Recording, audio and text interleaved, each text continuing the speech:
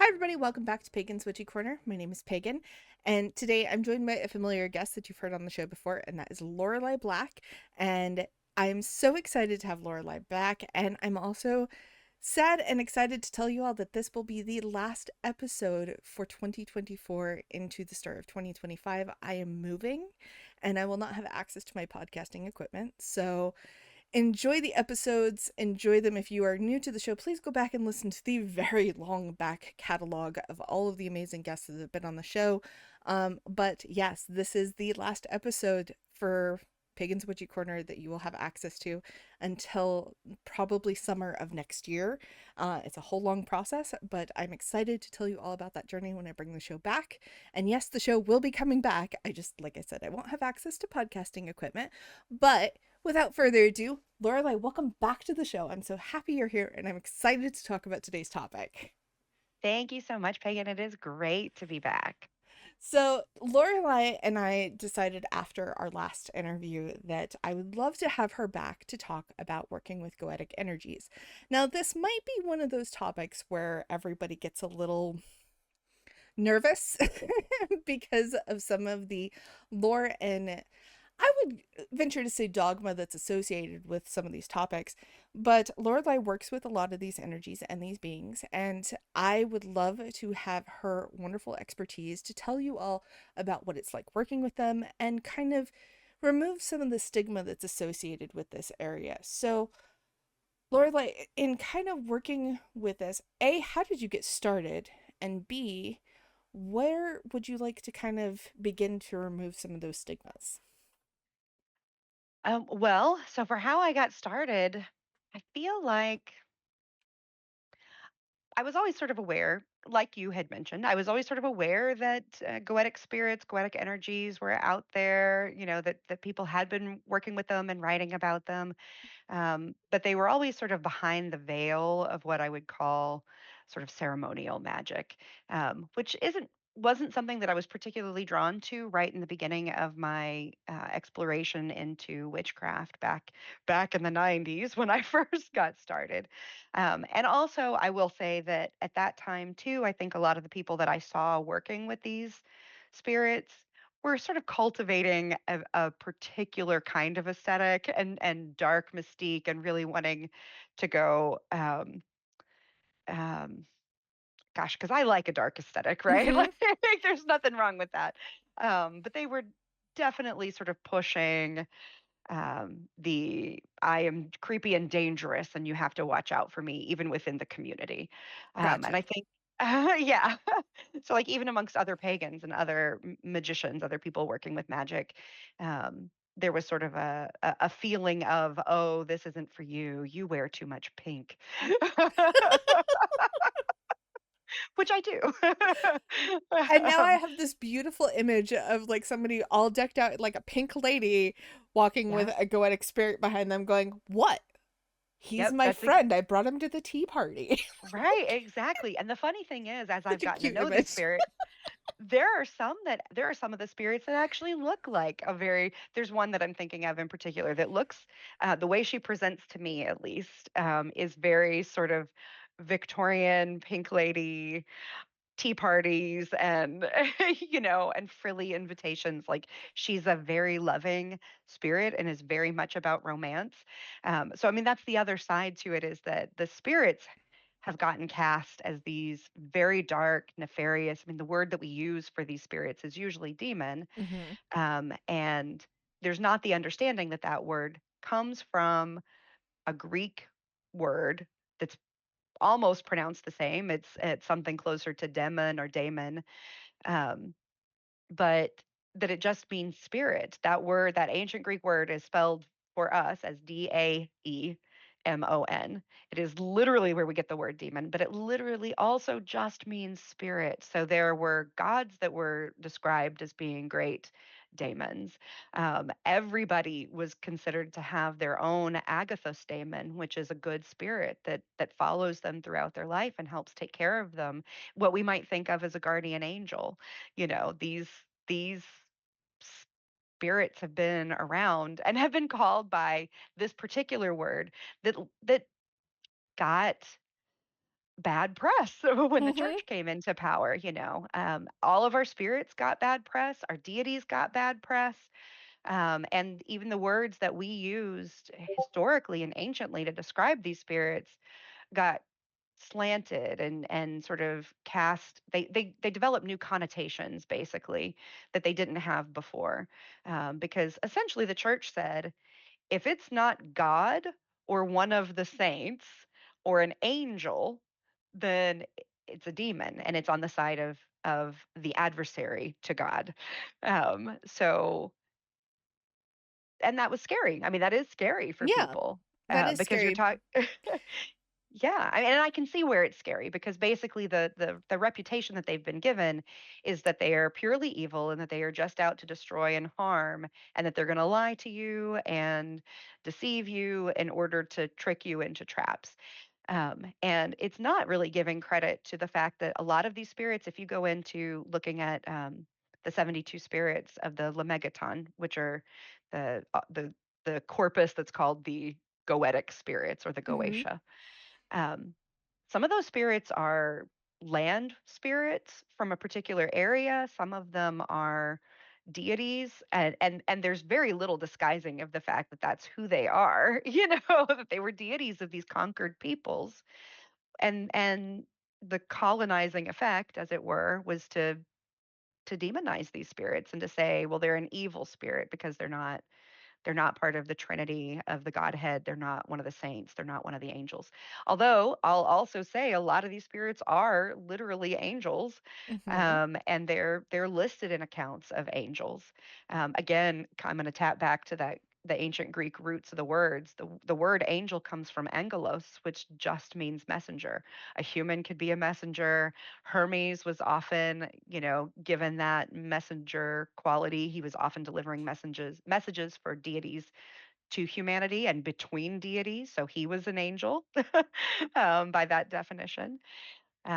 And a lot of the spirits, I've known of plenty of the spirits. I'm thinking of two or three off the top of my head, Samajena being one of them, who among the names, and she's the fourth spirit in the Goetia. For folks that aren't familiar, there are numbers that are associated with each of these 72, and she's number four.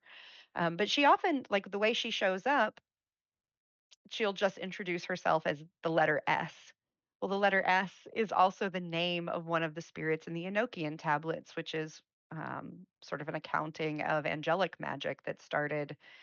I could be wrong in thinking that it started with the occultist John Dee back in sort of Shakespearean Elizabethan England. But that's where I first know of that word showing up, in terms of talking about angelic magic.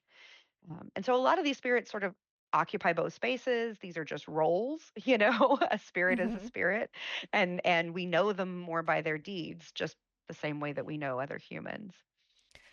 So the way I got started was that I was being drawn, gosh, early 2000s, early to mid 2000s. I started being drawn more to looking into these 72 spirits of the Goetia or of the Lemegeton. Mhm. And I kind of still kept that on the back burner a little bit. And then when I got involved with my now ex-wife, she and I discovered that we were a really good pair together on a talking board.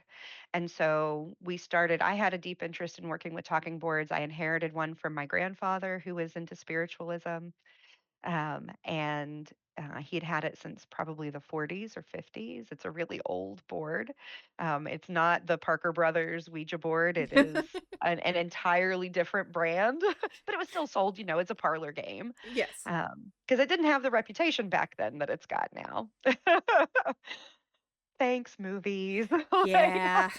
movies Thanks, and TV. movie. And yeah, unfortunately, the church had a big hand in that as well. So, Sure. Yeah, they definitely did. Well, and we see it even now, there's a new movie that I think is just called The Tarot, and it's supposed to be all scary in the same way. I haven't watched it. I've only seen previews. I ought to watch it I have because it's not heard of that at probably all. I'm hilarious. really bad about keeping up with new movies these days, but that's okay.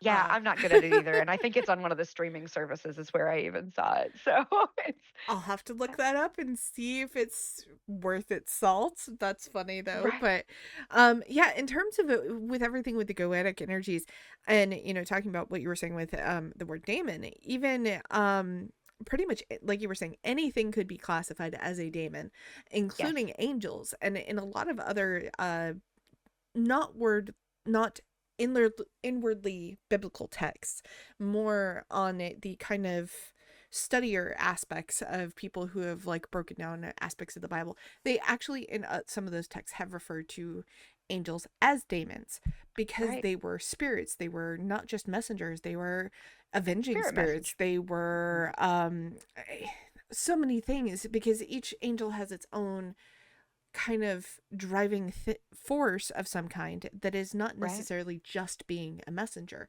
And I think that also, in terms of talking about them as well, when we say, oh, hey, this is just, they were just messengers, I think that also kind of does a disservice to angels.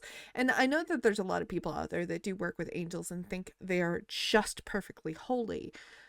But if you really study the core of angelic work, it's actually not 100% holy. Right. They Absolutely. are just as vengeful and it can be just as violent as anything else. They have a term of balance with them, and that goes with any spirit. Any spirit is going to have a term of balance. And I think that's kind of also bringing it back to the Goetic spirits, where that gets lost. We don't see the balance between, that they actually resemble, because of the fact that, well, we were shown their dark side and only their dark side, which is just destruction. And Right. on the opposite side of the coin, you have angels who are only shown in this holier light and only their goodness, never their darkness. Both of them have both.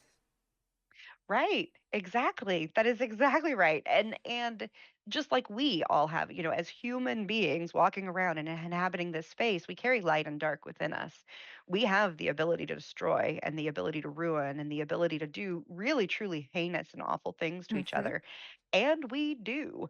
I mean, we we exercise that darkness in the sense of really giving it a workout sometimes because and especially when we don't confront the shadow that's within us, don't sort of know our darkness for what it is, we're even more likely to do damage with it um, because we're turning a blind eye to what we are actually capable of. Mm-hmm. So um, yeah, I mean, I think that you've made excellent points, and that really these labels that we give to any spirit are one facet of the kinds of labels that they might carry. So, spirit is a very general and encompassing term, and angel or messenger is very specific. But like you pointed out, a lot of these spirits do more than one thing. They're more than just a messenger.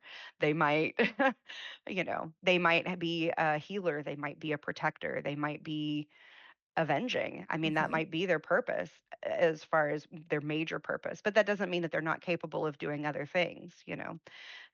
Just like if I think if any one of us got labeled as only being whatever our occupation is, we would definitely see that as an incomplete picture of who we Yes, are. absolutely. And that we do more even than just our occupation, that our occupation might have these particular job duties that are in there, but that there are other roles that also are big labels that we can use to define ourselves. And it's where the overlap happens that we start to see the clearer picture of who or what a person or spirit is. I think that is something that we often also miss when it even comes down to working with some of the deities within paganism.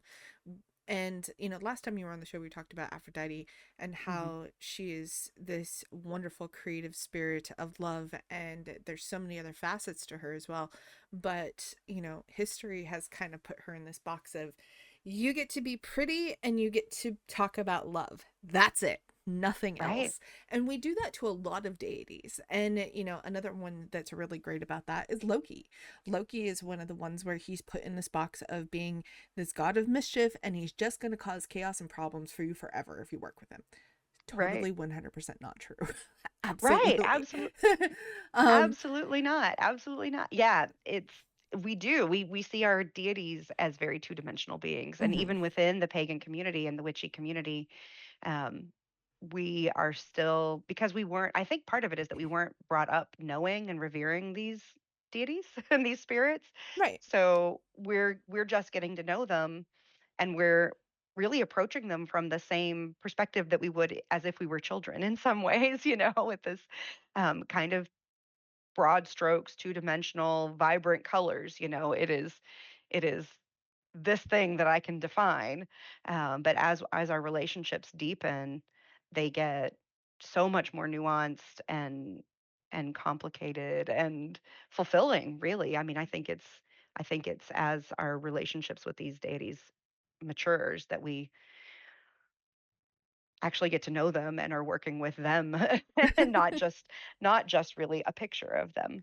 I think that that's really true. And unfortunately, I would have to say that I believe that a lot of the reason why we see not just deities or angels or goetic spirits or even spirits in general, all the way down to like your common household ghost. Hmm. Um, I think the reason that a lot of them get this very horribly black and white kind of rep is due to a lot of the influence of the Christian church. And I'm not saying this to rag on Christians. I'm saying this from a historical aspect because this is what unfortunately the church did do for a very long time, was paint these pictures of black and white that if you follow this, you are bad, you're going to hell, this is terrible, you're going to die, you're going to, like, just absolute fire and brimstone kind of teachings to convince them to follow the church and allow the church to unfortunately control an aspect of their lives. Now, do all churches do this today? No, absolutely not. Not all of them do. But in history, a big part of them did because it was aspects of, if we can control you and control your secrets, we can get a hold of your land, we can do all these things. And this was before a lot of it, the kind of practices of ethics were brought into a lot of the churches because that was what it was. It was a lot of corrupt practices that didn't have any ethical boundaries with it. It was supposed to, but it didn't because unfortunately, when you give humans a lot of power, sometimes they use the power for bad. And this was one of those instances. And so you have a lot of this historical dogma that's just kind of been filtered out through the ages. And even now we still see it because nobody really is taking the time to say, hey, this wasn't always a thing. This wasn't always this way. We knew the different aspects. And like you were saying too, we didn't grow up knowing the multifacets of spirits and deity and all that because a lot of times we have this ingrained societal belief that there's right and wrong, there's nothing in between, there's no other facets. It's this or that. And that's it. And that unfortunately does a really big disservice, not only to all of us who work with these deities and these energies and our own magical practices, but also kind of understanding who they are as beings. And especially if you're somebody that works with not just deity, but you also work with, say, for instance, the dead. And you have a spirit who's just kind of been in a bad mood for the last 400 years because they're cranky about something. You might end up labeling that spirit as evil because you're not understanding why they're cranky. Right. And that would be like us coming in and saying, oh, well, Joe is just a really hateful person. Joe has chronic back pain and he doesn't like being in chronic pain, but unfortunately, due to societal issues, he can't get the treatment he needs, so he's a little bit cranky. But nobody Right. ever asked him why he was cranky. Right. That's a Yeah. big aspect of why I think that we have put all of these things, especially goetic energies, into this dark, demonizing little box and literally called them demons and said, yeah, you're just evil. And Right. that's terrible behavior. Absolutely. Absolutely. You said all the right things. Yes, if there's a right and a wrong on it. But yes, I mean, I agree with everything that you said. There are a lot of factors for why humanity has done this, and who sort of guided those thoughts and those actions. Um, and yeah, I think at least within the pagan community, within the witchy community, there's starting to be some better understanding. I'm Yes. starting to Mm-hmm. see just a little bit more, um, of that sort of exploring of, well, what about these things that we were told we should stay away from? And a lot of that came because we were still reacting, in the 80s and 90s, we were still dealing with the satanic panic. We Mm-hmm. are still dealing with the satanic panic now. Yes. Um, but it was definitely in its heyday back then. And there was a lot within witchcraft and paganism and magic in general of people going, well, we're not doing that. We don't want you to worry about us. That's not us. Don't worry about that. So there was a lot of sort of vocally shunning some of the practices and the beings that historically we've worked with, Mm-hmm. but um, and that's definitely been my experience is that these 72 spirits of the Goetia of the Lemegeton, they have each has their own very distinct personality, they have their own distinct history, they have their own interests and things that they want to help people with, they have their own prejudices and things that they don't like, and that they won't do, and just like people, you get 72 people in a room and you're going to have some of them you might just want to avoid, Mm-hmm. and there are a few. So my primary guide when I started this work was Samajena, that spirit number 4 that I mentioned. Mm-hmm. She was the first one to show up for me on the talking board, and then in lots of other places. I mean, my work with her at this point has definitely left the talking board realm and has gone into lots of other kinds of techniques for communication. But um, and she kind of there were 8 spirits within the 72 that she said that she really wasn't going to give us much information about, and that she recommended that we just not talk to at all. Um, and when I say we, that was me and my ex-wife, and then our coven as well. Mm-hmm. We did a lot of the original explorations together. And so when I wrote my Witch's Key to the Legion, which is the big book that Mm-hmm. I've done on this topic, um, when I wrote that, I included what we called the demonic do not call list. And I give folks the warning that, hey, I was told to stay away from these spirits because for whatever reason, they're extra salty and extra cranky. That would be Joe with the chronic pain. Don't go talk Yeah, to him. He's cranky yeah, today.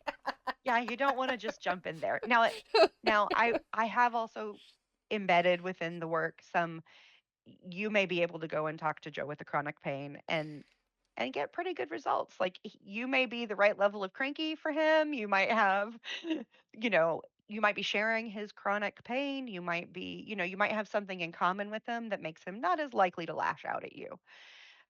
So that is possible, but it's also, you know, he might even be beyond the just in chronic pain. There Mm-hmm. might be um there might be a lot of things going on where that spirit has really been treated very, very poorly over the years. Because that's the other side to it is that the magicians who were often writing about how to approach these spirits, the sources that we have that date back to the early modern era, um, they were working under Christian models, and they Yes. were they were using Christian based prayers and angels to specifically control and threaten these spirits. So, and there's a lot of what I just call it spirit torture, because if you look at some of the processes that they go through, it's like, well, we're gonna bind and invoke you into this constrained space, which is one thing. I mean, I can almost sort of understand the like until I get to know you better, you're gonna be in the waiting room. Like Mm-hmm. we're gonna talk in the lobby.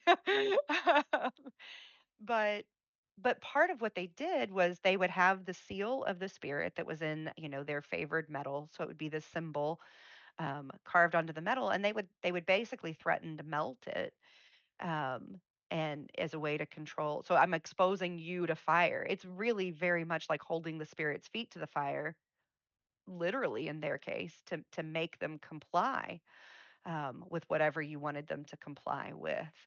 That's Well, horrible. it's awful. It's awful, and threatening increasing stages of torture and that kind of thing just to get what you want. Um, and I am not here for that. Like, there's no part of No, me and that's ever nobody been should here for be here that. for that. Nobody should be here for that.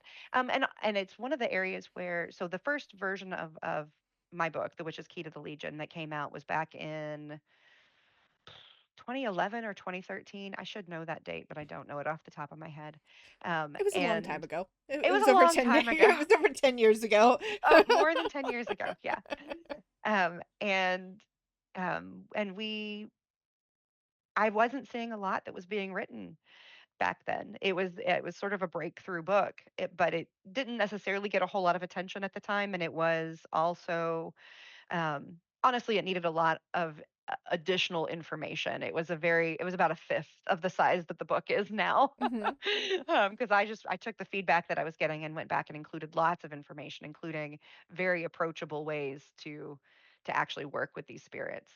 Um, so since that time, though, because we did a revision in 2022, Hmm. where we really revised and expanded it, and I looked to see what other people had been writing since that time. And really, I think that within spirit work in general, and definitely within even demonic goetic work, that there is a turning of the tide that's happened. More and more authors are saying these need to be, respectful, reciprocal relationships. You are an equal with the spirit. The only difference between you and them is that they don't have a body, which most of the time, right? Hmm. Which enables them to operate on levels that we can't. And so they are there to be allies or capable of being allies. And if you find the right connections, you absolutely can have these sort of friends on the other side that might be your friends and your allies, your peers throughout the rest of your life. Some spirits kind of come and go because maybe it's just sort of a task or a Hmm. project. And some of them are like, nope, I'm your family. It's like, no, we're besties now. Right.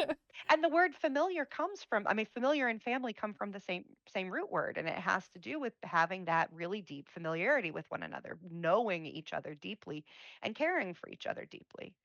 So yeah, I mean, some of these spirits have been familiars to witches for hundreds, if not thousands of years, depending on the spirit, I think and that they oh, want I'm that sorry. Yeah, relationship. please continue. But Oh yeah, no, no, you're fine. absolutely. Absolutely. I completely agree with that. And the other thing too that I would really like to kind of touch on is obviously kind of coming into for those who are new witches and who are terrified of dark energies, because we do see a lot of this where it's like, don't do that, you're gonna get possessed, and it's this Right. big scary thing that terrifies new witches. And when I first started out, God, however many years ago, I don't even remember how long I've been doing this now. But a very long time ago, like over 10 years, Mm-hmm. God, closer to 20 years now.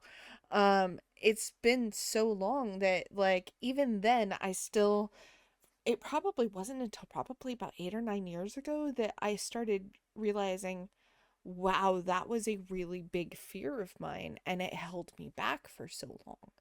And for witches who are now coming into the scene, I guess my question for you is, what can they do? Obviously, protection is always a big thing, but how could they go about not fearing these spirits who have, darker, I don't even want to say darker, I want to say more intense energies than, your traditional starting out kind of spirits? What would your advice to a new witch who's coming into this would be, who's always been warned, hey, don't do this, you're going to get possessed and basically turn into, like Rosemary's Baby or some crazy thing. Right. Like Yeah. some weird Hollywood adaptation of like The Conjuring because of, Right. you trying to practice something. I'm not saying that there's not a risk to witchcraft. I'm just saying that I think that we have a responsibility as elder witches to not gatekeep and say, don't do Right. this. I think that we need to be moving forward and telling people, hey, there's a responsible way to do this. So, what Right. would your advice be for a new witch? My advice is well, so I guess it's multiple pronged advice. One is that if you haven't started already doing some shadow work, and I know that that term gets used by different people in different ways, and sometimes even has sort of a negative connotation to it. But I will quickly I've interject. I do have a full episode with Storm Fairy Wolf about how to do shadow work effectively and what needs to be done to do that. It's back ways in the episode list. But yes, there's a whole like how to shadow work kind of thing. If you're new to shadow work and like, I have no idea where to start, there's a great place for you to start. Please carry on. Yeah. Perfect plug. Yes. Go listen to that episode. Stop right now. Go listen to that episode and then come back. Um, but yeah, start getting involved with that shadow work. Understand, and a lot of that is understand what makes you scared, what are you fearful of, and where did you pick up that fear? Because, as children, we're fearless. We don't know to be afraid of things. And there are things that we should be afraid of. We should definitely be afraid from running along the side of a cliff's edge or, just swimming out too far in the ocean. We need to Hmm. be afraid of some things. That fear is healthy and can keep us alive, right? But we also need to understand some of our fears are because other people have given them to us. Those fears aren't ours. It's not based on something that we did or experienced. It was based on somebody else being afraid of something. And I think in the case of these goetic spirits, it's often that borrowed fear. We've been taught to be fearful without having any experience of our own.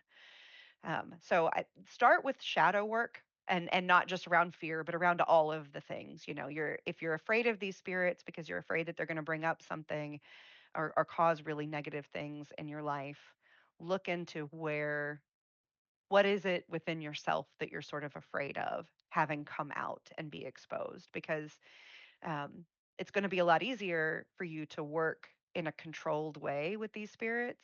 You can only control yourself. That's the only, that's the only control that we're ever given in this reality is being able to sort of control our reactions to the circumstances around us and our inner state. So, um, so start with that, and then I would say start if you are already doing spirit work, and it's just these spirits that you have questions or concerns about. Maybe do a really good inventory of like who am I already working with? What kinds of things do they do? Do they ever lean toward, are these spirits willing to lean toward some of the things that I think might be happening with the goetic spirits? And then honestly start reading about the goetic spirits. Like pick up a book like I'll go ahead and plug The Witch's Key to the Legion. I in that book, in the revised and expanded edition, which is I think the only one that's available now. I think I've done everything to get the old version no longer accessible because it just really wasn't fleshed out enough. But on the new version, every spirit has multiple descriptions from multiple different grimoires and insights that I personally gained while approaching and talking to the spirits or talking to my guide within the legion. Some of the spirits talked directly with me and said, this is what I want you to know. This is what I do. This is what I'm interested in. This is who I'm interested in working with.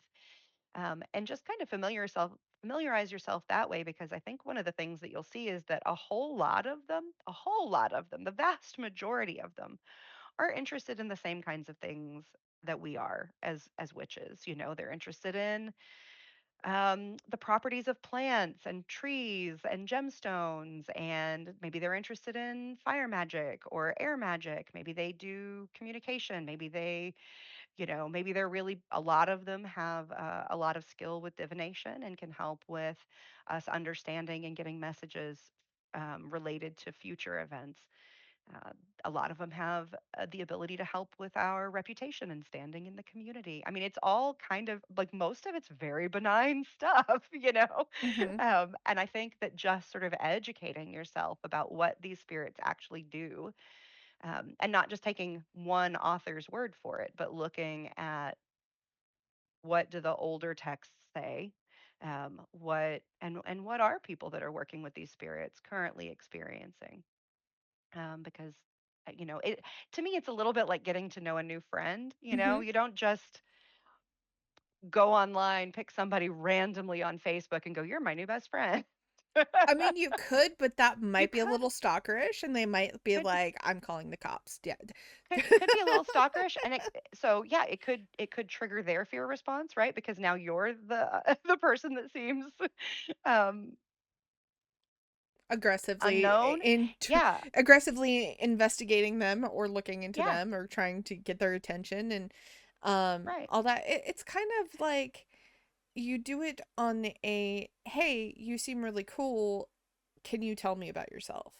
Right. And usually there's a we have this mutual friend in common, and this is the thing that I share in common with that person. Do you share that in common with that person? You might even ask, if this is somebody that maybe you're thinking about meeting in person, you'd ask those people in common, like, do you actually know this person? Is this somebody that you've, met in a public space? Is this somebody that you know well that's maybe been into your home and you trust them?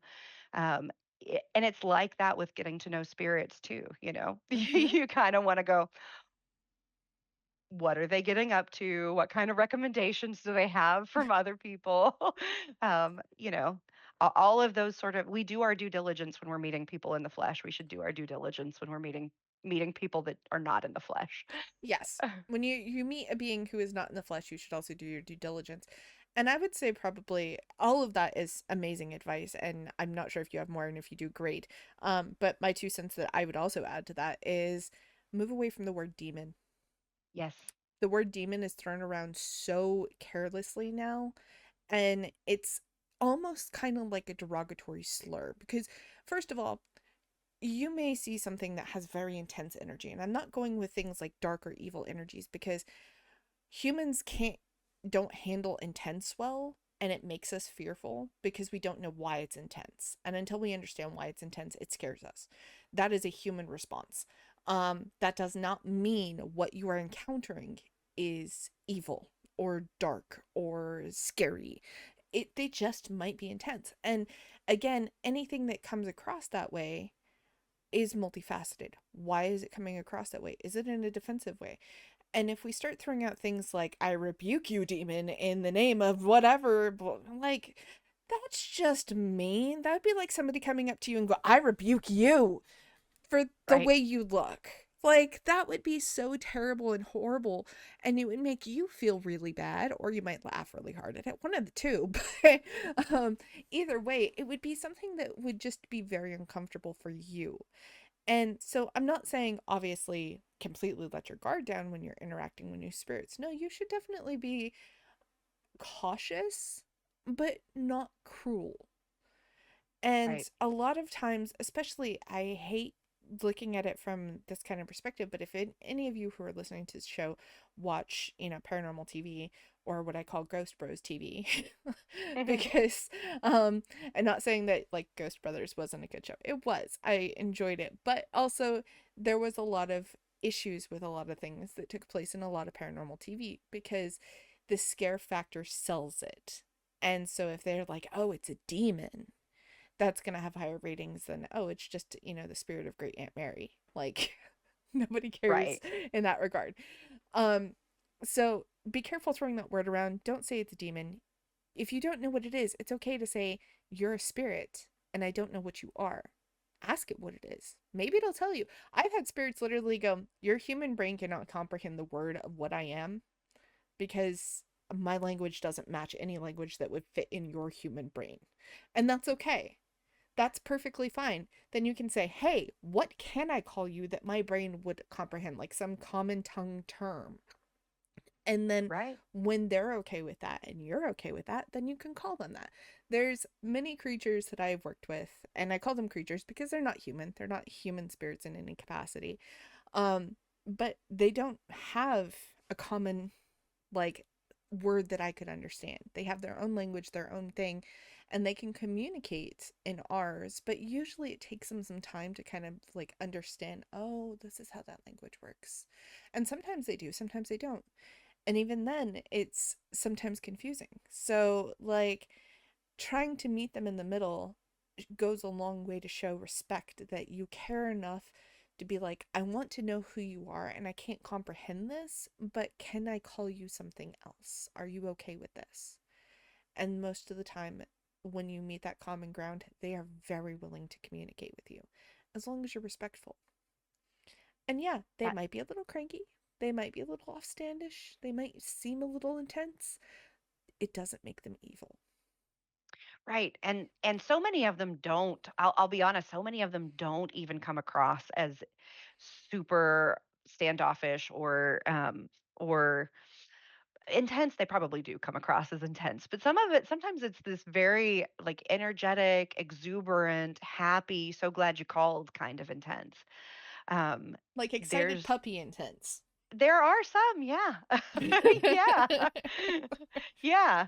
um I'm picturing almost like the genie in Aladdin, played by Robin Williams, popping out of the vessel and going, 5,000 years can give you "Oh such yeah, a crick in the such a crick." neck. Yeah. Yeah, and like, "Hey, what can I do for you? Thank you so much. Nobody's talked to me in a while." So there definitely is some of that. And I think you are absolutely onto something there with just kind of get away from the word demon. Um, these spirits that were, the Goetic spirits have been called that, and they are spirits, right? Yes. They are daemons in the sense of spirits, but they're not necessarily demons in the sense of, you know, uh, yeah, just the way we've already talked about that. But Yeah, that's because yeah, the no. Christian church has like demonized the word demon. It has. It Um, absolutely has. And it's okay to call whatever you're interacting with spirit. You can even call a deity a spirit because you can, spirit is a blanket universal term. Just right? like we Exactly. can be called humans. We're not all the same type of human, but we are all humans. And that's Right. okay to be like, you are a nice human. And that's okay. Right. If you don't know what they are, it's okay to call them a spirit. Exactly. It's Yeah, not okay to call them a exactly. demon. Right. Yeah. If you don't know one way or the other, yeah. And some of them are going to be fine with the word demon because they've Yeah. lived with it longer than we have, right? So they have a different association with that word. But I think there is something to be said for changing our minds by changing the words that we use. So if we give ourselves a different frame of reference within our own brains and say, you know, these are spirits of varying types, and get away from the word demon even meaning it just as spirit, of varying types, like those can see those as synonymous words, but the word demon has so much connotation around it that if you feel like you are having that negative reaction every time you use that word about a spirit, stop using that word about that spirit. Mm-hmm. you know Absolutely. they're they're not going to be offended that you're calling them a spirit in English instead of calling them a spirit in Greek. Yes, absolutely. And, that's the thing though. A lot of these spirits are more willing to communicate and meet you, like I was saying, meet you in the middle because, hey, sometimes they just want to communicate. They want to know about us Right. too. They're curious. It doesn't mean that they're going to come after you and harm you and do all that. Now, there are such things as what, in terms of the possessional aspects. And, I'd like to kind of briefly talk a little bit about that. But in terms of working with spirits, and this include and I'm saying spirits as universal right now, not just the goetic spirits, but also, deity and everything else. There are terms of possession. And sometimes they will get really excited and you'll be channeling and you will slip into what would be classified as a possession. Is it consensual? Probably not. Is it accidental? More than likely. The actual rate of quote unquote demonic possession that is harmful is so minuscule because most of them, from my experience at least, and maybe you can, correlate or add to this as well, um, is they don't care enough to possess you enough to harm you. Right. They are too busy living their own lives, doing their own things.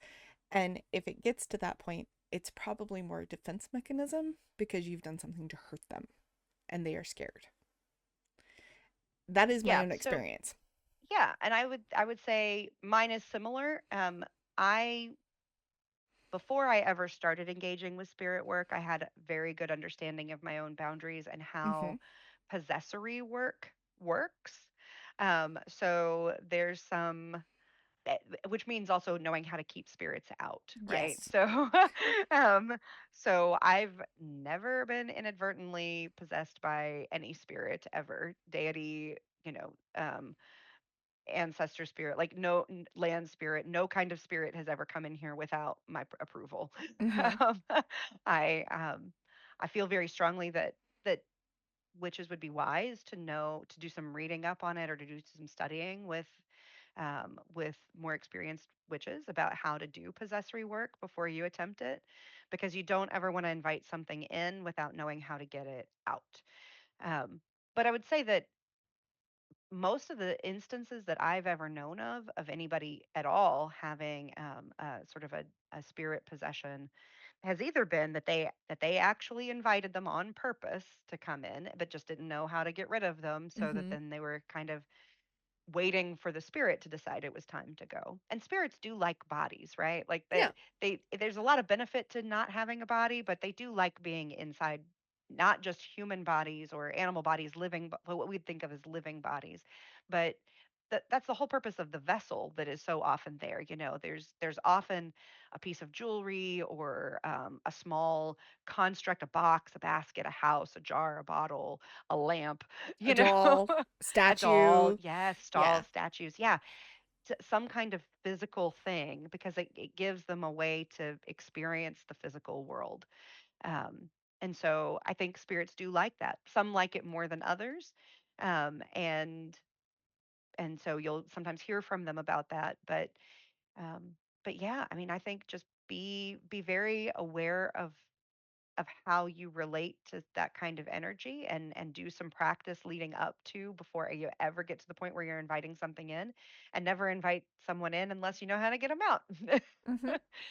You know, basic banishing techniques, psychic hygiene, these are really important skills that lots of authors have covered in lots of really great books.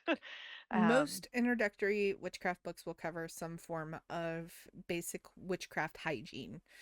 yeah, And so if you're studying and doing what you've done, and I could recommend probably 1,000 introductory books that have some sort of topic on that in it. And so it's very common practice. It's basically right up there with, words, boundaries, protection, all of that. It's going to be in your top tier stuff that you would start with. right, But yeah, understanding that is definitely a good thing. And yeah, it can happen. It can usually happen a lot of times accidentally. If you are doing possessional work, make sure that you're doing it in a safe manner, obviously, making sure that, like, Lorelei said, that you are understanding if you let something in, you know how to get it out. right, um and that goes to with any sort of divinatory work as well, and communicational work, because sometimes even deities will hang around a little longer than they're supposed to, or you'll be kind of stuck with some residual energy from something that you kind of is making you feel a little wonky. Again, that's where those spiritual hygiene kind of things come into play, and you're able to be like, okay, I need to cleanse, I need to remove this, I need to take away what's not mine and get rid of it. And understanding that is a huge part of this work as well. So I would say, if you're looking to communicate with that and learn how to do all that, make sure you're understanding, obviously, your basics. Never jump willy-nilly into spirit work. Always make sure you understand at least your basics of how spirit work works, and also how protectional and boundary work works as well, and shadow work. That would be my introductory, be like, here's what you do first, and then you can step into this. Not saying it's a gatekeeping thing, it's just more of a keeping you safe kind of thing. right. Yeah, and I definitely am not approaching it from a gatekeeping standpoint. I think that this is work that all witches can do. I think that it's work that witches Absolutely, have yes. historically done. You know, we work with spirits. We do spells, we work with spirits. We that those are core in terms of just identifying witchcraft practices around the world and in different time periods. But I also think that there's sort of a learning curve to certain things, and some practices are a little bit more advanced, and it's not for me to tell a person whether or not they're ready for that that more advanced work. Mm-hmm. But I think a person should take stock of that for themselves, you Yeah, know, and kind of absolutely. be actually thinking about, you know, I just started practicing a year ago, am I ready for this? maybe Absolutely. Yeah. maybe not, it really depends on you. And it's okay to be like, hey, I would like to try this and see if I am Mhm. ready for it. And then go, nope, I'm not ready. That was a little much for me. And that's okay. Yeah, You don't have to be ready to do it straight out the gate. You don't have to be ready a year from now, 5 years from now, 10 years from now. Whenever you're comfortable with it, that's fine. But also, I think it's the important thing is having that understanding of, this was a bit much for me now, not from a fearful standpoint, but more of, this was something that I wasn't quite mentally prepared for, and that's okay mhm, too. but saying, oh, I'm terrified of this and it was horrible and horrific, and I would say that would bring you back to shadow work, and you would have to ask yourself why. Yes. Because most communication, I would never say, is horrible or horrific. And the only time I've ever come across something that was horrible or horrific was working with spirits who needed assistance. And they were human spirits who had had horrific things happen to them before their death and were needing to work through it on this side. That was the Right. only time, and that was really difficult on my side because I was the one aiding them. But it wasn't a horrific experience and terrifying in the Hollywood aspect of, Right. those kinds of things. It was more of like, wow, that was a really fucked up life. I'm so sorry you had to go through that. And now I'm emotional because, you had to go through that. That's where it gets to be hard. And Right. as somebody who, like myself and my coven, we work with spirits. That's what we do. We are death workers. We help spirits like that. And yeah, there have been a lot of nights where we were helping somebody and it got really emotional and intense because of what the spirit went through, not because of what we were going through. Right. And so I think that having that understanding too, that sometimes when you interact and communicate with spirits, their stories, their life, their experiences, what they've endured, and not just human spirits, but I would probably say maybe even some of these Goetic spirits and some of these more intense spirits probably have also had a degree of trauma associated with the whole, you're evil kind of mandates that have gone around. And, maybe their stories are a little sad. So I would say, in terms of communication, just be prepared that you may interact with something like that that's not necessarily intense on your side, but hearing it might make you a little emotional and upset. And that doesn't mean that it's bad work. It doesn't mean that it's wrong. It doesn't mean that it's not okay for you to do that or to hear that. Maybe they just needed somebody to talk to. Right. And so I'd say anytime that that's an experience that you're going through, don't run from it. Just take stock of it and say, I'm not sure I'm prepared enough to deal with this if that's not something that you're comfortable with. And that's okay. It's not going to be for everybody. And it doesn't mean that you're wrong or practicing the wrong way or you did something wrong. It just means maybe that's not your cup of tea. And that's okay. Very well said. Yes. So, um, we're almost out of time, unfortunately, and this conversation has been absolutely amazing. um, but Laura, what is kind of on your docket for the end of 2024 and start of 25? Do you have any conferences, books, classes, all that good stuff? I do. I have, thank you for asking. I've got the Bewitching the Water Symposium is coming up in the early weekends of July, or July, November. That would be November. I don't know. I don't know where July came out of the blue there. Um, Evidently, I'm going to be doing something next July, and I just don't know about it yet. Um, so, Bewitching the Water Symposium, I co-host that with Anwen Avalon. It is a witchy exploration of water magic, and we've got a bunch of really great authors and speakers that are planning on joining us this year. I will be presenting as well. I am presenting a workshop called Gully Washers, a wee torrent of Appalachian and Ozark water magic. Ooh, So, specifically focusing on sort of some of the water witching practices that happen in Ozark and Appalachian folk culture and folk magic. And then, and that's coming up. Registration is ongoing right now. That's at um, waterwitchcraft.com mhm. is the best way to find that.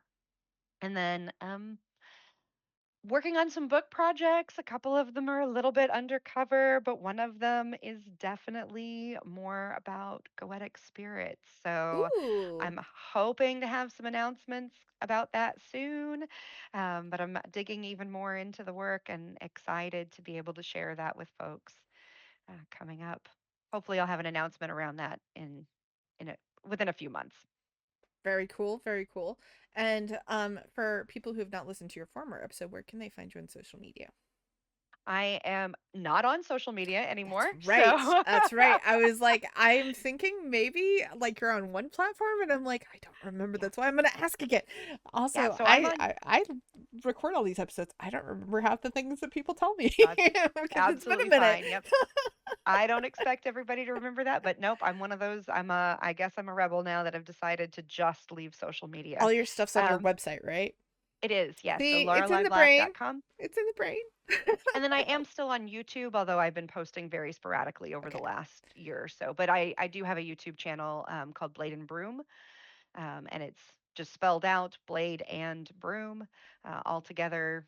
They're on YouTube, and we mostly talk about witchcraft. That is our perennial topic there. love it. But yes, everyone who's listening, I will make sure all of the links to waterwitchcraft.com will also be there. Also, all of Lorelei's website, YouTube, the whole nine yards, everything will be in the show description. I will also have book links, so you can go check out Lorelei's books because they're amazing. And if you haven't listened to Lorelei's previous episode, which we talked about working with Aphrodite and sex magic, you should totally go check out that episode because it was also amazing. And also, like we said earlier, if you are somebody who is new and you're looking into getting to work with some of these energies and you're like, I have no idea where to start with shadow work, I have an episode for that. Yeah. So I kind of feel like I'm that commercial. It's like I have an app for that. No, I have an episode usually for that. So make sure you check that out. And again, thank you all so much for listening. Thank you all so much for being a part of the show for so long.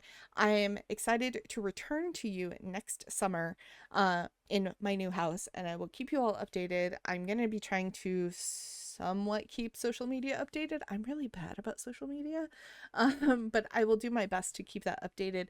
And I'm excited for this. If you are new and you're like, hey, I just got here and I can't believe you're taking a break, I have like over 100 episodes for you to dive into and plenty of amazing voices for you to catch up with.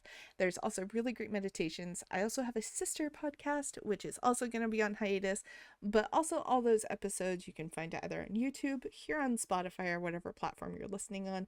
And there will be links to the other show as well, which is called Books and Cosplay. And so check all of them out. And thank you so much for being here. Lorelei, thank you for being here and having this amazing conversation. When the new book comes out, you're going to have to come back next year and we're going to have to talk about it. And it's going to be amazing. And I'm so excited for you. And I'm so excited to hear all of your endeavors in the future and whatever apparently the universe is hinting at for you for July. Right. Thank you so much for having me back, and I look forward to talking to you again too. So, everyone, thank you again for listening. Take care of yourselves, be kind to each other, have happy holidays, and I will see you all next year in 2025. Bye bye, everyone.